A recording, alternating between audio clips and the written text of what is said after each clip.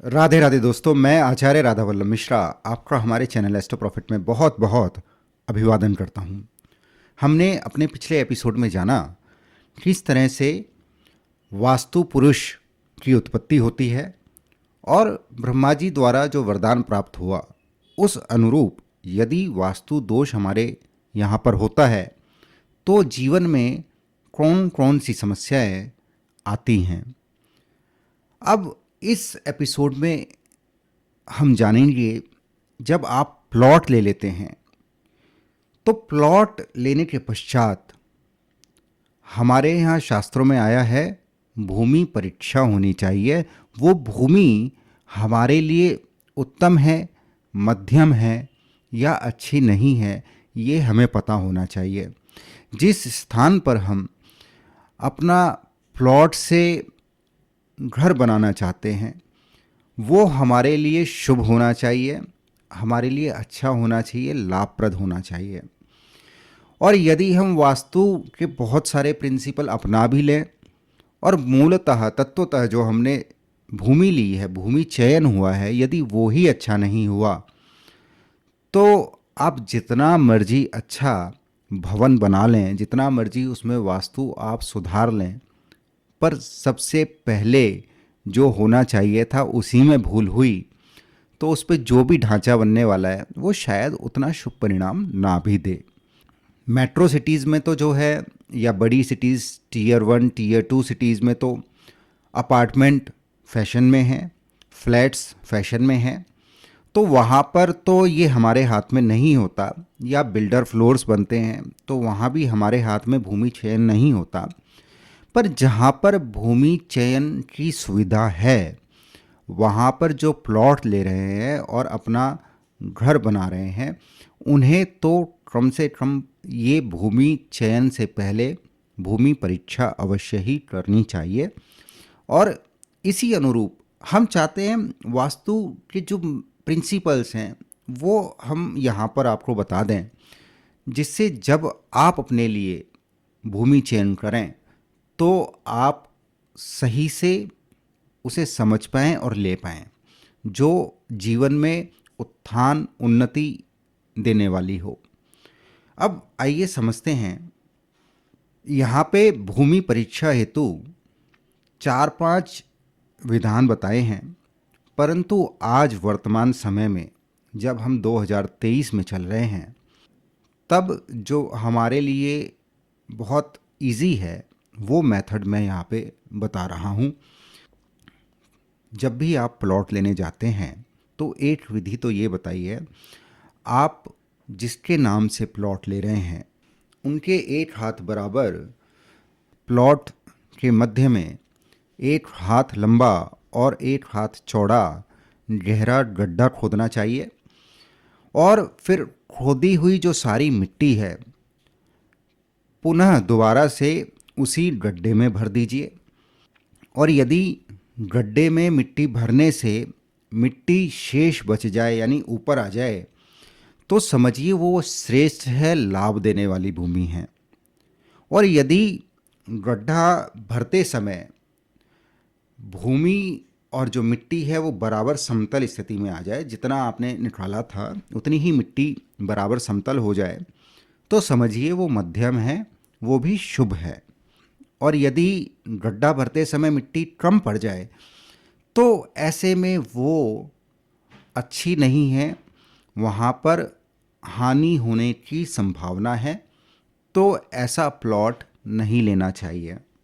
दूसरी विधि भी बताई है, और दूसरी विधि में बताया है यदि उसी तरह से आप अपने हाथ के साइज़, अब हमारे यहाँ जो हाथ का परिमाण है वो है कोहनी से लेके और अनामिका, जो सबसे बड़ी फिंगर है हमारी, वहाँ से और कोहनी, ये जो साइज़ है ये परिमाण है, ये नाप लेने का विधि है, ये नाप लेने की विधि है।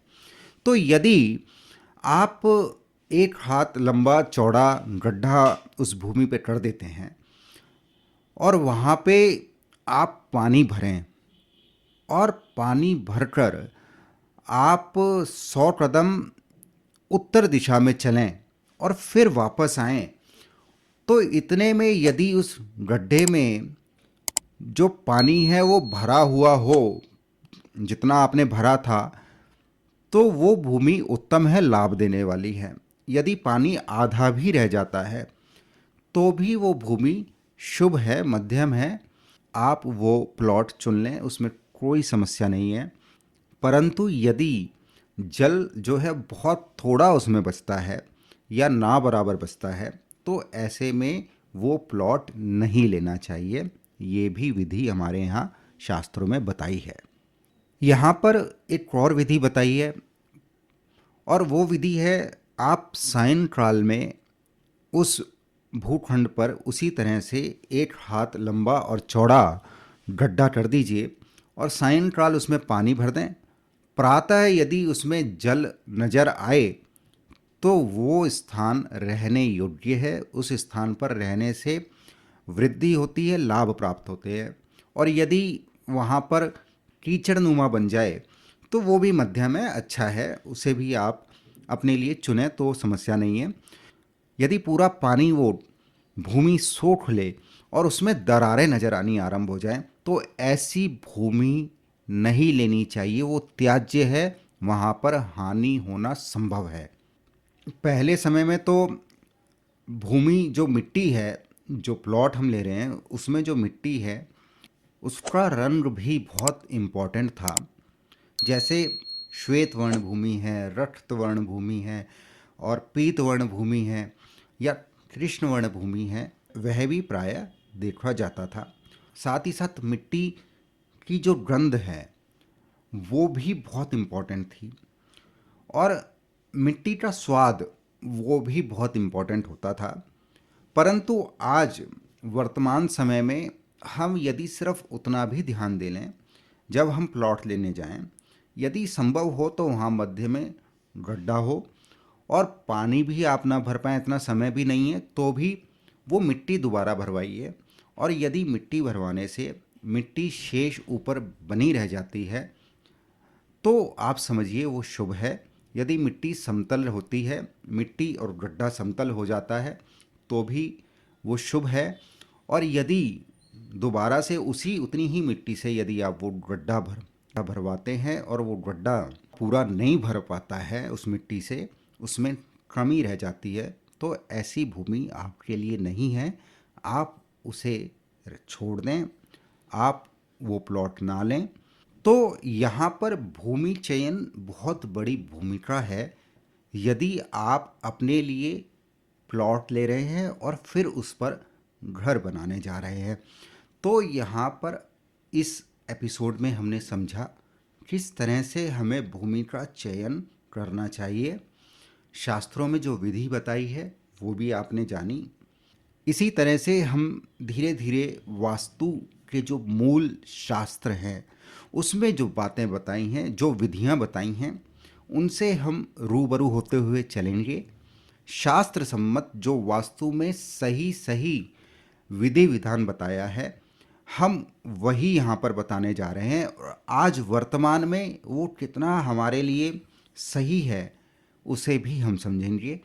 और वास्तु के नाम पर पिछले 5-10 वर्षों में जो नई नई चीज़ें जोड़ी जा रही हैं, जिसका वास्तु से कोई लेना देना नहीं है, ऐसे जो भ्रम जाल हैं, उसे भी हम अपने एपिसोड्स के माध्यम से तोड़ेंगे और आपको वास्तु के असली तत्व से परिचय कराएंगे।